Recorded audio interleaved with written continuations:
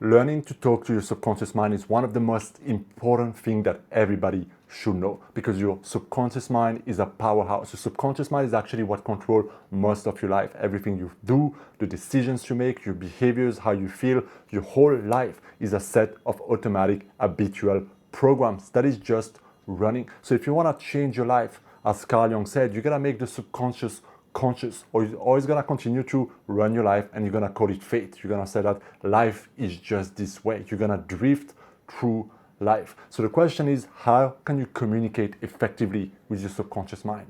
And one of the most powerful ways to do that is through imagination.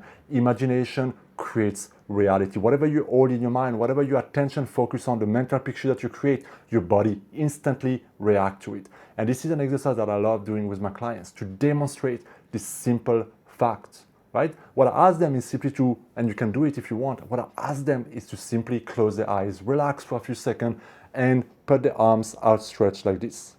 And then I ask them, on the right hand, I want you to imagine having one of those big old red dictionary, like a big old heavy dictionary that is just getting heavier and heavier and heavier. Just really feel the weight of that dictionary. And on the left hand, imagine that you have a big balloon that is lifting your arm. Just feeling weightless, lifting your arm. And what you're gonna notice when people go through this exercise is that in less than 2 minutes, the arm move like completely apart, right? Just by imagining, they're holding the arm there, they're not trying. Sometimes you even see them like shaking their arms. That's the power of imagination. And if you do that exercise now, you really try it, whatever you visualize in your mind, if you put two big heavy dictionary, you're gonna start to feel the strain. You're gonna start noticing yourself trying to hold that weight. That's the power of imagination. And then I ask them a very important question. So if in less than 2 minutes, this is how your body responds to a fictionary, balloon, and dictionary, what is the cost of all the limiting negative thoughts and story and negative visualization that you've been doing unconsciously all those years? What is the cost of that negative self-talk that you have every single day? What is the cost on your body, on your immune system, on your aging, on your result, on your self-worth, on your confidence, on the money, the relationship, on everything that you create in your life? If life responds to everything that you hold in your mind, because you can only experience what you focus on. So whether you focus there's a beautiful dictionary, or whether you focus there's like $10,000 on your hand right now, you're gonna feel very happy, right? If you feel like, oh my God, it's $10,000, you're gonna feel very happy. In the same way that you imagine half a piece of lime and you squeeze it, you can also feel the sourness. That's the power of your mind. So all of those little examples, why? To demonstrate something that is so important. Your subconscious mind works through that mental imagination, mental symbols, imagery, visualization. And if you can focus your attention on it, you will start feeling it. And the subconscious mind currency is emotion. So when you have a mental picture and you start to feel it, that's when you know your subconscious mind is responding to it. And this is why when you imagine the worst case scenario, it always feels like shit. Even though you're safe, even though right now in your life, everything is okay.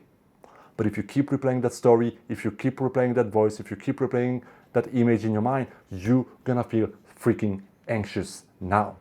And a lot of people end up depressed, anxious, constantly on the edge, because they have a mind that is completely undisciplined, and they have crazy story, crazy mental pictures, crazy images in their life that always remind them of who they are, where they're going, and so they keep on projecting in the future the same old thing.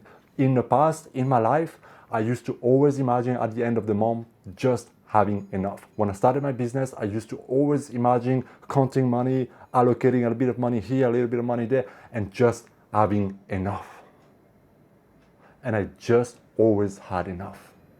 Never in my imagination did I think like, what if I had more than enough money? What if I had twice the amount of money that I want, so I can put all the money that I want, and then I can save, and I can buy this, and I can do that.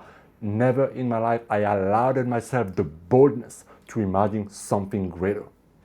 So how can you ever create something greater if you never imagine that scenario, if you never contemplate it, if you never emotionalize it, if you never train it, if you never tell your subconscious mind, this is what I want, this is how it looks like, this is how it feels, let's go get it.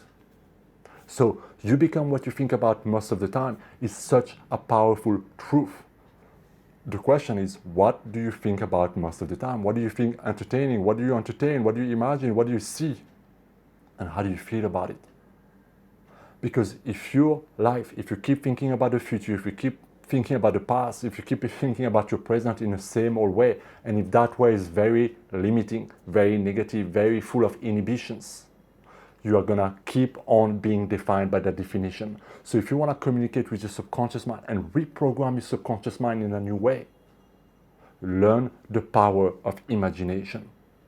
And the best way you can do that, I have videos on really how to open the door of your subconscious mind, how to emotionalize your thing. So all you need to do is relax.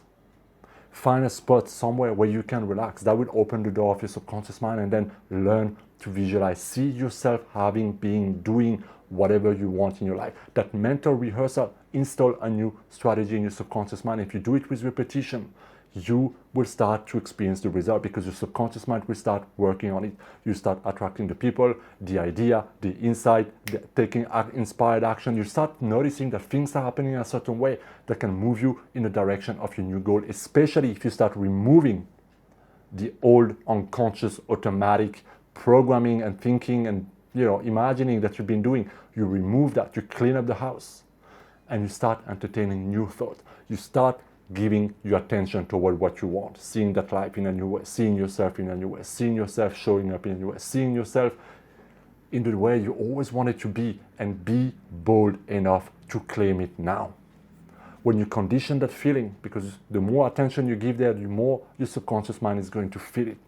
And that feeling shows you that the subconscious mind is responding to it. The more you condition that, the more it's going to become you.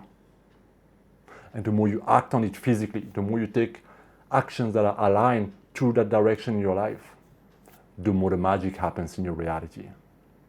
So I hope this makes sense. This is one of the most important things that you can master in your life: communicating effectively to your subconscious mind so that you can create the reality that you desire.